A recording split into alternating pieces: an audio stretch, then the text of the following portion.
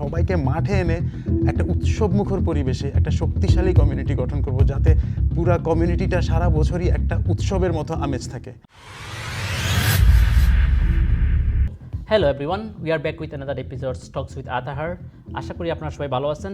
আর আমরা অন্যান্যদের মতো একজন গেস্ট নিয়ে আসছি। আর আপনারা জানেন বাংলাদেশ অ্যাসোসিয়েশন অফ জর্জিয়ার ইলেকশন 25 এবং 26-এর অনুষ্ঠিত হতে যাচ্ছে নভেম্বর 30-তে। সো আপনারা জানেন যে এটা দুইটা প্যানেল এখানে রান করতেছে, একটা হচ্ছে বাবুল হাসান পরিষদ আর একটা হচ্ছে আপনার শামীম শান্ত পরিষদ। আজকে আমাদের সাথে যে গেস্ট আছেন উনি হচ্ছেন শামীম শান্ত পরিষদের স্পোর্টস সেক্রেটারি হিসেবে রান করতেছেন।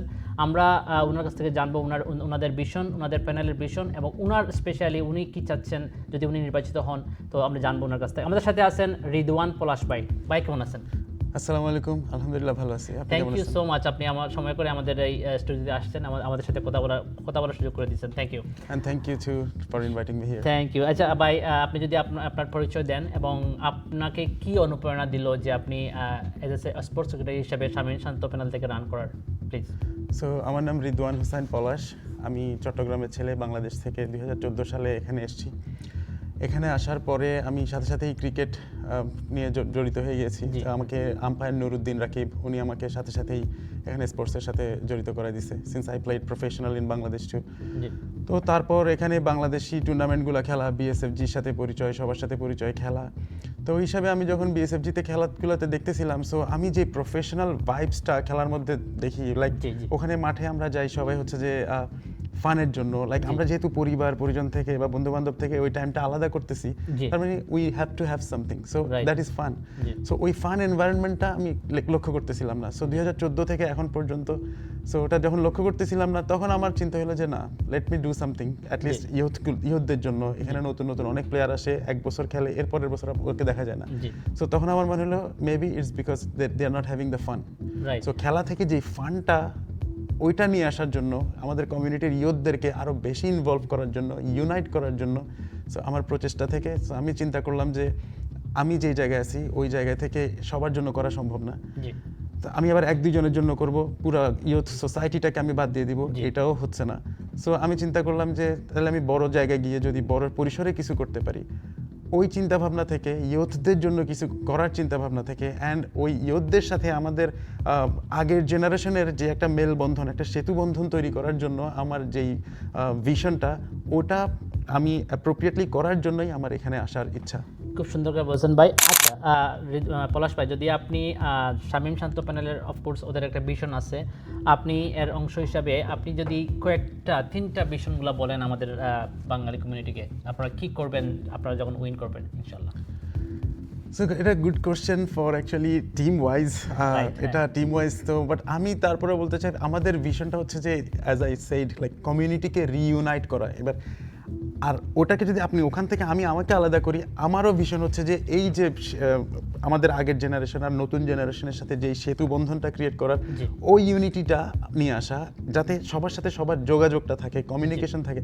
আর অ্যাজ দ্য স্পোর্টসম্যান আমার কাছে মনে হয় যে খেলাধুলার আর মাঠ ছাড়া এই শক্তিশালী একটা কমিউনিটি গড়ে তোলা টাফ। সো এই মাঠেই সবাইকে আইসা আমি চাই, মাঠে সবাইকে আয় না, সবাই মিলে একসাথে কাজ করে। লাইক সবাই মিলে বলতে ধরেন বাংলাদেশে এখানে যে অর্গানাইজেশনগুলো আছে, লাইক বিএসএফজি আছে, তারপর আপনি কিছুদিন আগে দেখলেন চ্যাম্পিয়ন এক্স আছে, তারপর আমি দেখলাম Jalalabad last year they arranged a beautiful football tournament.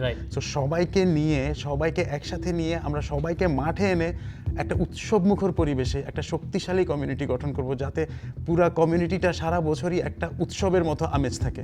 So ওই ভিশনটা আমার আছে। জি, আপনি এটা মেনশন করলেন যে চ্যাম্পিয়ন এক্স অথবা আপনি অন্যান্য বিষয় বললেন। আচ্ছা, আপনি তো লাস্ট কয়েকটা জিনিস করছেন, এই অ্যাচিভমেন্টগুলো আপনি যদি একটু আমাদেরকে বলেন, এবং আর যখন আপনি বিশাদ আকারে কাজ করার সুযোগটা পাবেন তখন আপনি কাজটা কীভাবে করবেন যদি একটু বলেন। সো আমি আপনি অলরেডি জানেন, ইভেন কমিউনিটির মানুষও অনেকেই হয়তো জানে যে আমি অলরেডি আটলান্টা ফায়ারের সাথে জড়িত। আমি প্রফেশনাল ক্রিকেট আটলান্টা ফায়ারে খেলি, আর আমি লোকাল লিগগুলোতে আমি বাংলাদেশি ইন্ডিয়ান টিমগুলোতে খেলি। সো আমাদের কয়েকটা বাংলাদেশি টিমও আছে 3-4টা, সো আমি ওদের সাথেও ইনভলভড। সো ওখান থেকে যখন দেখলাম যে আসলে আমাদের খেলাধুলা পর্যাপ্ত পরিমাণে নাই আর বাংলাদেশি কমিউনিটি প্লেয়ারদের জন্য, আর আমরা যদি বাইরেও চিন্তা করি ওখানে আমরা সহজে পাই না। সো যেইগুলো পাই ওগুলো হচ্ছে আমরা তারপরে ওখানে চলে যাচ্ছি, but I think we are not ready, কিন্তু আমরা চলে যাচ্ছি আমাদের ভিতর থেকে যে খেলার জন্য যে ভালোবাসা, ওটার তাড়না থেকে। তো ওই প্রেক্ষিতেই আমি চিন্তা করলাম যে ওই যে আমি আপনাকে শুরুতেই বলেছি আমি একটা উৎসবমুখর পরিবেশ চাই যেখানে সবাই ফান জিনিসটাকে বের করে আনবে, জিতা হারা পরে। সো ওখান থেকে চ্যাম্পিয়ন এক্সের একটা আইডিয়া আমি, আমার বন্ধু রাহাত, তারপরে রবিন, তারপরে এরকম মানে রাগিব, মোহন, এরা মিলে আমরা চিন্তা করলাম যে অ্যাটলিস্ট কিছু একটা করি যেটাতে সবাই মিলে ফান হবে, আর পরিবারগুলা যাতে মাঠে আসে এই প্লেয়ারগুলোকে নিজেদের পরিবারের সদস্যদেরকে উৎসাহ দেয়, ওইরকম একটা কিছু করতে হবে। ওখান থেকেই চ্যাম্পিয়ন এক্সের আইডিয়া নিয়ে আসা।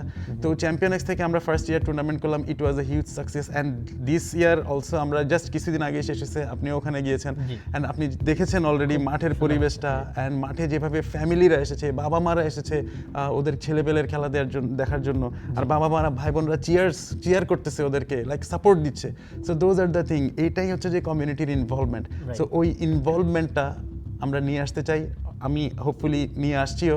সো চ্যাম্পিয়ন এক্সের মতো বিএসএফজি আরেকটা অর্গানাইজেশন যারা সারা বছর অ্যাকচুয়ালি বাংলাদেশের এই কমিউনিটির খেলাধুলাকে নিয়ে কাজ করে, সো আমি ওদের সাথেও কাজ করতে চাই।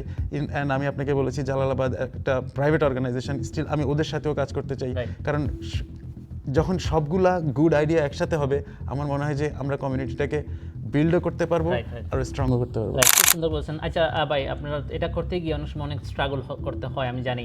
আপনি তো উইন করার পরে যদি ইনশাল্লাহ আপনি উইন করেন, তখন আপনার প্রথম পদক্ষেপগুলো কী হবে, যাতে আপনি first couple of months in time is খুব লিমিটের মধ্যে, তো 2 বছর টাইম, 2 ইয়ার্স টাইম, অনেক কিছু করা সম্ভব না। তারপরেও আপনি প্রথম কয়েক মাসের ভিতরে কী প্ল্যানগুলো করবেন, যাতে নতুন কোনো ইভেন্ট করার প্ল্যান করছেন বা এরকম কিছু করবেন?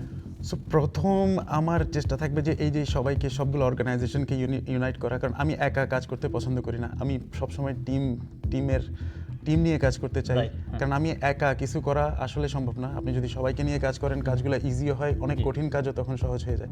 সো আমি ফার্স্ট থিং আমার টার্গেট হচ্ছে যে আমি এই অর্গানাইজেশনগুলোকে সবাইকে নিয়ে একসাথে বসবো, যদি কোনো এমওইউ করতে হয় ওই চুক্তিও করব আমি।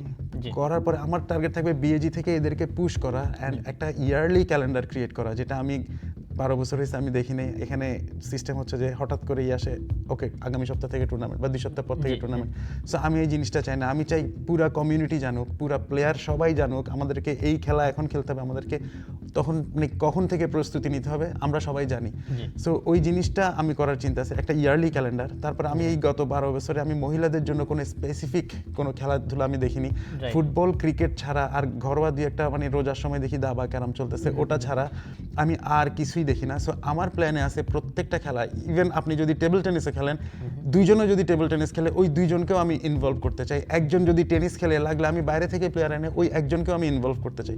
সো আমি প্রত্যেকটা খেলাতেই ফোকাস করতে চাই। অ্যান্ড ওমেন্সদের জন্য আলাদা একটা উইংস আমি ক্রিয়েট করতে চাই, যেখানে আমাদের মহিলারাও যারা খেলা ইচ্ছা আছে কিন্তু সুযোগের অভাবে পারতেছে না, বা আমরা ওই সুযোগটা করে দিচ্ছি না। সো আমার ইচ্ছা আছে আমি ওনাদেরকে ওই সুযোগটা করে দিব। ওনাদের জন্য আমি টোটালি আলাদা একটা স্পোর্টস উইং ক্রিয়েট করব, যেখান থেকে ওনাদের একটা সামাজিক মেলবন্ধন হবে, সবাই সবাইকে জানবে স্পোর্টসের মাধ্যমে, ওনারা নিজেদের এন্টারটেইনমেন্টটাও নিজেদের মধ্যে নিয়ে নেবে। সো এগুলো হচ্ছে আমার প্ল্যান। রেদওয়ান ভাই, আচ্ছা রেদওয়ান ভাই, আপনাদের শামীম শান্ত প্যানেলের অনেক নবীন প্রবীণ আছে এখানে, মানে এই কমিটিতে। আপনি তো মানে সবারকে নিয়ে কাজ করতে হবে।